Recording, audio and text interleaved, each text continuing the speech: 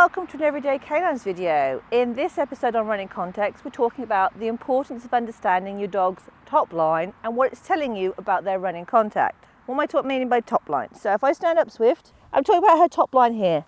Her spine, her back, potentially also with certain dogs, it depends. Some dogs will have, they should, if they're really powering, have their head lower.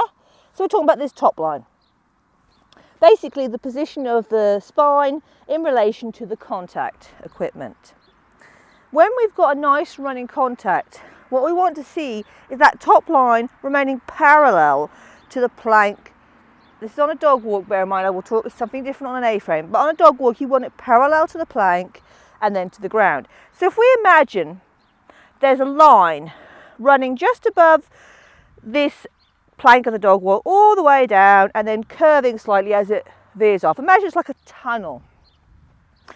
We are wanting our dog to run through that tunnel, not jumping up and going through the top of that tunnel. We want it to be a nice smooth run, and we're watching that top line because that top line tells us if that dog is running smoothly through that imaginary tunnel.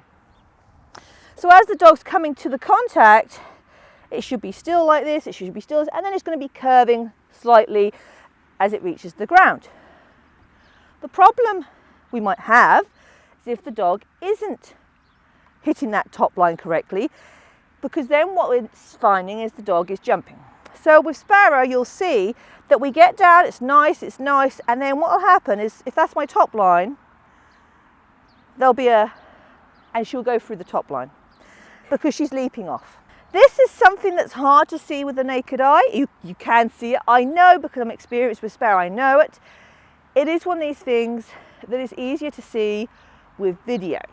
One of the reasons I think it's very important to video your running contacts, and certainly when you're getting these criteria here, I would focus your video on this area, possibly the whole plank of the low down plank, but mostly this area, is that you can see exactly what your dog is doing. And it was by doing this that I saw that Sparrow isn't maintaining that top line. She looks at a glance like she is, but she's always just coming out of it. You might say, well, she's still getting that contact, does it matter? And if I could rely on her always coming down there, perhaps not. And certainly I'm at a stage now with Sparrow, we have compromised in that her running contact is that, because we've tried a lot of things and we haven't been able to adjust that. However, what happens a lot of times is that top line issue indicates that your dog isn't actually running through its contact correctly. It doesn't understand the criteria of a running contact. A running contact should be you continue running all the way through, just as if this was a straight line on the ground. If this was a straight line on the ground, you wouldn't expect your dog to suddenly do a little hop in the middle and carry on, if that was what you wanted.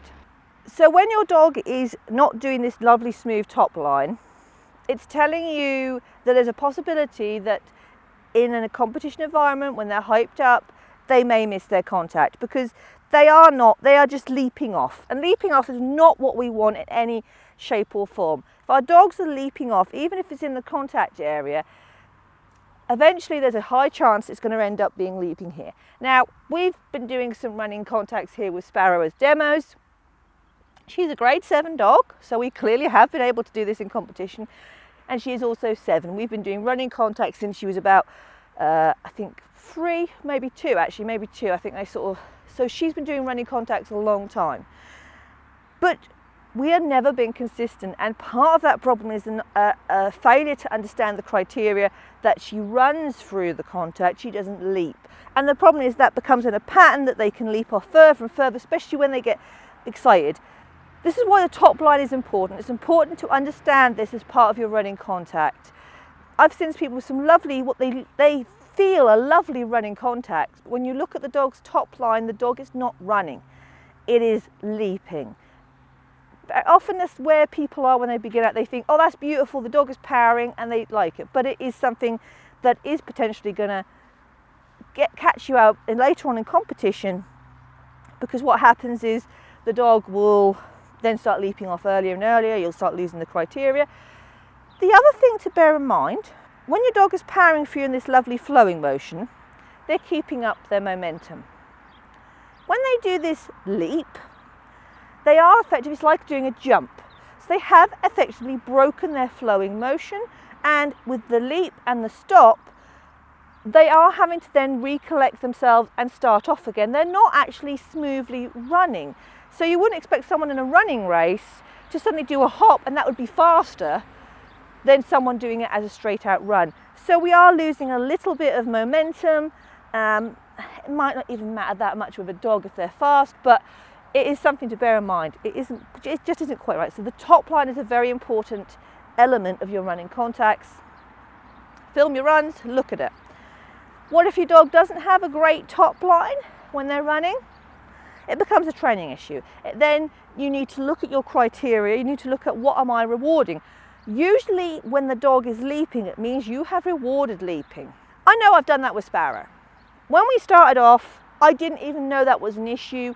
So I rewarded when she leapt off, and this has become a pattern with us, and it's become so ingrained that it's now very hard to get Sparrow to do the split feet. Another little factor with Sparrow, and I'm not sure if this is the case and if it is something or not. It could just me thinking it, but she has luxating patella. And it's now been resolved. We've worked with physio, so it's no longer an issue. But before we realised that, I do wonder whether some of this collecting the feet together rather than splitting was because she was uncomfortable with the knees, and it was more comfortable for her to do that than to split feet. I don't know, that could be a factor in there. But the main of it was that I rewarded that criteria, and now we're having a lot of trouble getting through that. So this is something to look at very early on in your training, to look at what I'm doing and say, am I looking at top line, or am I allowing my dog to leap and am I rewarding it? Because once that becomes an ingrained behaviour, you're going to have a hard time changing it. So I hope that makes sense to you all, and I hope you've enjoyed this video on running contacts, and if you have, you might like to subscribe to our YouTube channel, and you can check us out on Facebook and Instagram, and I hope to see you all again very, very soon.